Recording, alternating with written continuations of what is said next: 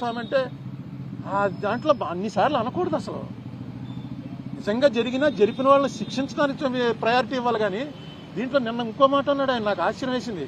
ఇది అవినీతి కాదుట, హిందూ మతాన్ని నాశనం చేయటం కోసం పన్నిన కుట్రట. హిందూ మతం నాశనం అవటం, నాశనం అవడానికి చేయగలడా దీన్ని? అది కుట్రండి. ఎవడో తప్పు చేశాడు వాడిని పట్టుకోవాలి. ఇంకా కెమికల్స్ అవి ఉన్నాయంటున్నారు. ఆ కెమికల్స్ కూడా ఆయన ఇచ్చిన కంపారిజన్, మనం టాయిలెట్స్లో వాడే యాసిడ్లన్నీ తీసుకొచ్చి ఇందులో కలిపారని ఏదో రకంగా ప్రజల్లో ఒక ఎవర్షన్ పుట్టించాలి. తిరుపతి లడ్డు అంటే అంత టేస్ట్గా తినేవాళ్ళకి ఆ లడ్డు చూడగానే ఇందులో ఏముందోరా బాబు అని అనిపించే భయం కలిగించాలని సీఎం లెవెల్ మనిషి అలా మాట్లాడటం కరెక్టే? ఇప్పుడు నేను సీఎం గారి ఇంటికి వెళ్తే నాకు కప్పులో టీ ఇచ్చారు. ఆ కప్పు పట్టుకుని ఇది ఏంటనుకుంటున్నారు ఈ మెటల్, ఈ మెటీరియల్ మనం టాయిలెట్స్లో కమోడ్లు వాడతామే, ఆ కమోడ్ మెటీరియల్ తోటి కప్పు తయారు చేసి కప్పులో ఇచ్చారు. నిజమే, అది కమోడ్తో పోల్చడం ఏంటి? పింగాణితో అనేక రకాలు తయారవుతాయి, కమోడ్తో పోలుస్తారా ఎవడన్నా? నాకు ఎందుకు చాలా ఆశ్చర్యం వేసింది. ఏంటి ఇదేంటి ఇలా మాట్లాడు? సీఎం గారు ఎప్పుడు అంత బ్యాలెన్స్ తప్పి మాట్లాడు.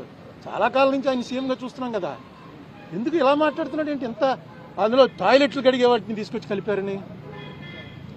ఇది బ్లాస్ఫమీ అవుతుంది. బ్లాస్ఫమీ అంటే దైవద్రోహం. దయచేసి ఇలాంటి పనులు వద్దు. మీకు రాజకీయంగా ఖర్చు ఉంటే రాజకీయ ఖర్చు తీర్చుకోండి, కేసులు పెట్టండి, మీ చేతిలో పవర్ ఉంది. ఎవరైనా ఇదేంటి వెంకటేశ్వర స్వామి మీద వెంకటేశ్వర స్వామిని అన్పాపులో, ఎందుకంటే జగన్ క్రిస్టియన్ అనా?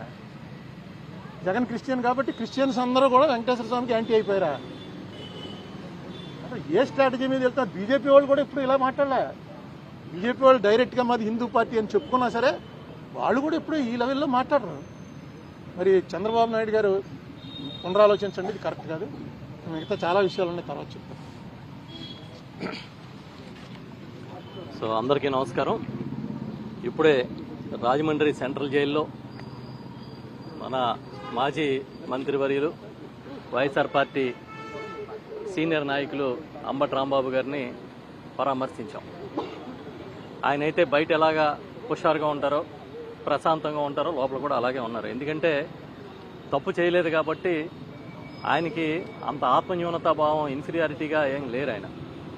ఇప్పుడే పెద్దలు ఉండవల్లి అరుణ్ కుమార్ గారు చెప్పినట్టుగా ఆయన మీద ఇంటి మీద దాడి చేసి, ఇల్లు తగలబెట్టి, కారులు తగలబెట్టి, వేలాది మంది వీరంగం చేసి అల్లర్లు సృష్టించిన వాళ్ళ మీదేమో కేసులు లేవు.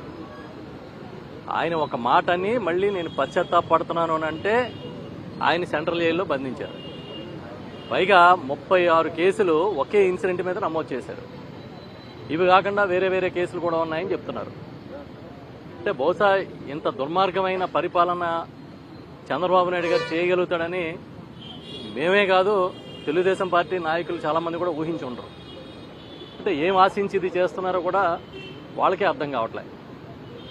ఈ ప్రభుత్వం అన్ని విషయాల్లోని ఫెయిల్ అయిపోయి చివరికి ఆ ఫ్రస్ట్రేషన్లో కూరుకుపోయి ఇలాంటి సంఘటనల ద్వారా డైవర్షనల్ పాలిటిక్స్ చేయాలని ప్రయత్నం చేస్తున్నట్టుగా కనబడుతోంది.